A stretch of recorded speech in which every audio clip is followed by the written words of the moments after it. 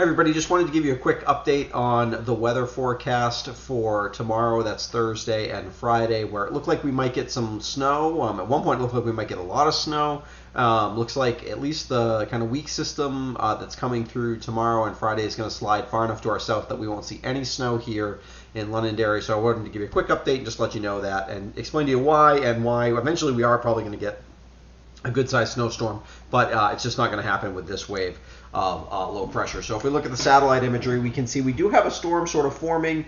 Basically, this is a frontal boundary between some very cold Arctic air here trapped over the upper Midwest and some pretty warm air, particularly we're in the 50s and 60s. I'll show you this in a second, though, over Tennessee and a lot of the southern Mississippi River Valley, and we're well below zero, teens and 20s below zero, well, mostly teens below zero, 30s below zero up in Canada. So along this boundary layer, the storm's forming, but everything is being basically drawn to our south out to sea, and we're not connecting or buckling the trough, creating a trough and a ridge along the east coast in order to have a storm kind of form and ride up the east coast. Although I think eventually that will happen, just not with this wave of low pressure. Like I said, temperatures were below zero in northern Minnesota and in the Dakotas, even midday today. 20s and 30s, almost 40s below zero in Canada. That's actually not really that cold for this time of year. I mean, it's seasonably cold, but not the record lows this time of year up here are like 50, 60 below zero, 70 below zero in some cases. So anyway, it gets very cold in northern Canada this time of year. But you can see we have this kind of surge of slightly warmer air down here along the Gulf Coast, and that is why this boundary layer exists. However, and you'd say, boy, that's going to create a storm coming in our direction, but if you look at the upper level pattern, basically mid to upper level pattern, this is the 500 millibar height anomaly, you can see that everything is very much the jet stream is pushing everything west to east out to sea. There's no ridge here off the coast, which would kind of make a deeper buckle here. So you kind of need things to be shaped so that you do have a trough, but you need it to come up, and then you need like a ridge here across the east, and that really doesn't exist.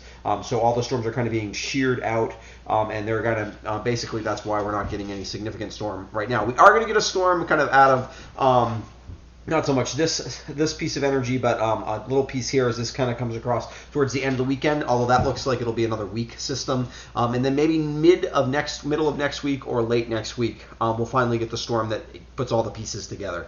That is not a guarantee. What often happens here is whatever storm does eventually put all the pieces together will probably break the pattern, and we'll move on from kind of this quick hitter pattern that we've been in over the last week or so, that it's going to probably last at least another week. And then maybe by next Wednesday, or maybe the storm beyond it, we'll get a bigger snowstorm. What the models want to do is every time we're about a week out, they want to make that into the storm that breaks the pattern. But the question is, the models often, until you get within 3-4 days, they don't really know whether that's going to be the storm. And if it doesn't break the pattern, it's likely to do what the last few storms have done, which is shear out to sea to our south. And some of those storms have given us some snow, like the storm that we got yesterday. We got about 4 inches of snow here. Some of them go a little farther south of us, which is what I think is going to happen with the storm like these storms on Friday, Saturday, these kind of two waves of low pressure.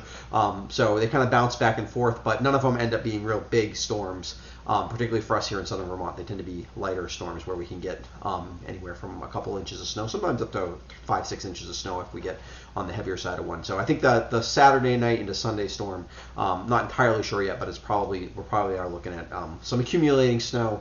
I would say maybe 2 to 6 inches, somewhere in that range. But we'll have to narrow that down as we get closer to it. But it doesn't look like a big deal. Next Wednesday's storm, Tuesday, Wednesday storm next week could be big, although it could end up being kind of similar to these storms. And then there's another chance on Friday.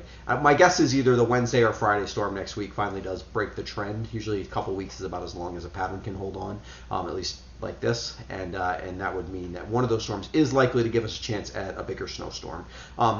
That could end up being, you never know on those two.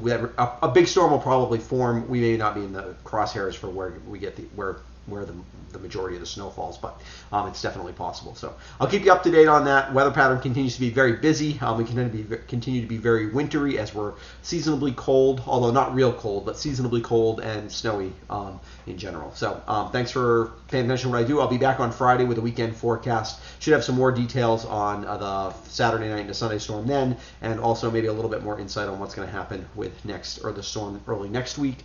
And then and it's a 3-day weekend this weekend, so the forecast will include on Friday. Will include forecast for Monday or for Saturday, Sunday, and President's Day Monday. So thanks to my patrons for supporting what I do here.